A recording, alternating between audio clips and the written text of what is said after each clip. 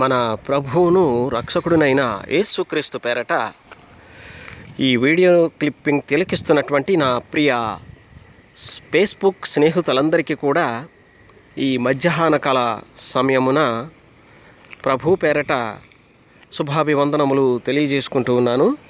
ప్రియ సహోదరి సహోదరులారా, ఈ మధ్యాహ్న కాల సమయంలో నేను మార్గము గుండా నడుస్తూ వెళ్ళినప్పుడు ఒక విచిత్రమైనటువంటి సన్నివేశాన్ని నేను చూసి చాలా ఆనందపడ్డాను. దేవుడు నాకు ఒక చక్కటి సందేశాన్ని చీమల ద్వారా నాకు అందించి ఉన్నారు. అది ప్రత్యక్షంగా మీకు ఇప్పుడు నేను చూపించడానికి ఇష్టపడుతూ ఉన్నాను. చూడండి, ఇక్కడ ఒక కార్పెట్ కనిపిస్తూ ఉంది. ఇక్కడ పక్కన చీమలు కూడా మీకు కనిపిస్తున్నాయి. అది మీకు చూపిస్తాను. ఇప్పుడు సామెతలు గ్రంథంలో 6వ అధ్యాయంలో 6వ వచనంలో ఈ విధంగా వ్రాయబడింది: సోమరి చీమల యొద్దకు వెళ్ళుము, వాటి నడతలు కనిపెట్టి జ్ఞానము తెచ్చుకునుము. వాటికి విచారణకర్త లేకున్నను, పై అధిపతి లేకున్నను, అంటే విచారణకర్త లేక అధిపతి లేకున్నప్పటికీ కూడా అవి వేసవి కాలమందు ఆహారము సిద్ధపరచుకును, కోతకాలమందు ధాన్యము సమకూర్చుకును. ఇక్కడ ఒక కార్పెట్ కనిపిస్తుంది కదా, ఈ కార్పెట్ లోపటి నుంచి చీమలు లోపలికి చూడండి, ఒక రంధ్రం కనిపిస్తుంది, లోపలికి వెళ్తూ వస్తూ ఉన్నాయి. సో అవతల సైడ్కి యువతల సైడ్కి, అంటే అవతల ప్రక్కన యువతల ప్రక్కన మధ్యలో ఒక మార్గం సరళము చేసుకున్నట్లుగా మీకు ఇక్కడ కనిపిస్తుంది. చూడండి, చీమలు మార్గము సరళము చేసుకున్నాయి. చూడండి, చాలా విచిత్రంగా అనిపిస్తుంది కదా.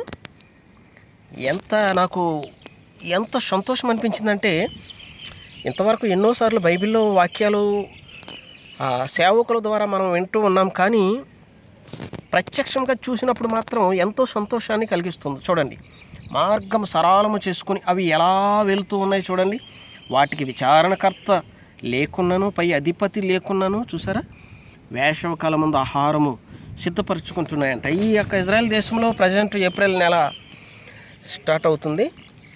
సో ఈ వేసవి కాలంలో చూసారా, ఆహారం సిద్ధపరచుకోవటానికి అవి ఎలా ప్రయాసపడి ఆహారం సిద్ధపరచడానికి వెళ్తున్నాయి. చూడండి, మార్గం సరళము చేసుకుంటూ వెళ్తున్నాయి. చూడండి, మీకు అవి ఎంతవరకు వెళ్ళాయో అలా చూపించుకుంటూ వెళ్తే ఇంకా లోపలికి లోపలికి లోపలికి లోపలికి వెళ్ళిపోతున్నాయి. చూడండి, మార్గం ఎలా సరళం చేసుకున్నాయో. అసలు వాటి యొక్క ప్రాణము ఏపాటిది, లేక అవి ఎంత, చూడండి, అల్పమైనటువంటి జీవులు. వీటిని ఒకవేళ వేలితో ఇటు కానీ అటు కానీ మెదిపామనుకోండి, అవట దారి తొలగిపోవంట. ఒకవేళ అటు వెళ్ళిపోయినా ఇటు వెళ్ళిపోయినా మరలా తిరిగి అదే దారిలోకి వస్తూ ఉంటాయి. చూడండి, అవి ఎలా వెళ్తున్నాయి, చాలా లెక్క వెళ్తున్నాయి. చూడండి,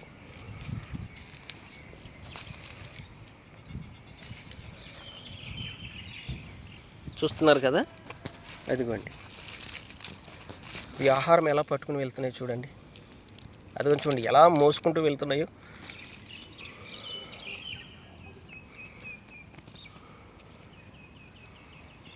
ఇవి ఇక అలా పొదల్లోకి వెళ్ళిపోయాయి. అయితే వాటికి విచారణకర్త లేకున్నాను, అధిపతి లేకున్నాను, అవి వేసవకాలమందు ఆహారము సిద్ధపరచుకుంటాయంట, కోతకాలమందు ధాన్యము సమకూర్చుకుంటాయంట. దీని ద్వారా దేవుడు మనకు చెప్పినటువంటి గుణపాఠం ఏమిటంటే, వాటికి విచారణకర్త లేదంట. ఏమీ లేకపోయినప్పటికీ కూడా అవి అడ్వాన్స్గా ఇంచుమించు 6 నెలలకి సరిపడేటువంటి ఆహారము సమకూర్చుకుంటాయి అని చాలామంది చెప్పుకుంటున్నప్పుడు మనం గ్రహిస్తాము. ఈ ఆహారం అనగా మన జీవితంలో నేర్చుకోవాల్సినటువంటి పాఠం ఏమిటంటే, వాక్యం అనేటువంటి ఆహారముగా మనం చెప్పుకోవచ్చు. ఈ వాక్యం అనేటువంటి ఆహారాన్ని మనం మన హృదయాల్లో ఎప్పటికప్పుడు నింపుకోవాలి, లేక అడ్వాన్స్గా, అంటే బైబిల్ అంతటిని కూడా వాక్యాన్ని నూరిపోసి మన మైండ్లోకి, మన హృదయంలో నింపుకోవాలి. ఒకనొక దినాన్న తూర్పు నుంచి పడమర, పడమర నుంచి తూర్పు, అన్ని దిశల వైపు ఎటు చూచినప్పటికీ కూడా వాక్యము కరువైపోతుందంట. వాక్యం అందించేటువంటి వారు ఉండరంట. బైబిల్స్ దొరకలేనటువంటి పరిస్థితి. అప్పుడు ప్రజలు అటు నుంచి ఇటు, ఇటు నుంచి అటు వాక్యం కోసం అల్లాడిపోతూ ఉంటారంట. వాక్యం చెప్పేవాళ్ళు ఎవరైనా ఉంటారేమో అని. ఆ సమయంలో వాక్యం దొరకనప్పుడు సందర్భంలో ఇలాంటి చీమలను చూచి మన జీవితంలో నేర్చుకోవాల్సినటువంటి విషయాలు ఏమిటంటే, అవి కోతకాలమందు ధాన్యము ఆహారాన్ని సిద్ధపరచుకుంటాయి, కోతకాలమందు ఆహారాన్ని మరి సమకూర్చుకుంటాయి. అట్టి రీతిగా మన జీవితాల్లో కూడా దైవ సేవకులు వాక్యాన్ని చెబుతూ ఉన్నప్పుడు రేడియోల ద్వారా, టీవీల ద్వారా, కరపత్రికల ద్వారా, ఫేస్బుక్ల ద్వారా, ఇంకా అనేకమైనటువంటి విషయాల్లో, అనేకమైనటువంటి సందర్భాల్లో మనకు వాక్యాన్ని అందిస్తున్నప్పుడు దాన్ని మనం లెక్క చేయకుండా మన పెడత్రోవను పెడితే ఒకనొక దినాన్న, అంచె దినాల్లో, అపాయకరమైనటువంటి కాలంలో వస్తున్నటువంటి సందర్భాల్లో, వాక్యము కొరవైపోయినటువంటి సందర్భాల్లో అప్పుడు మనకి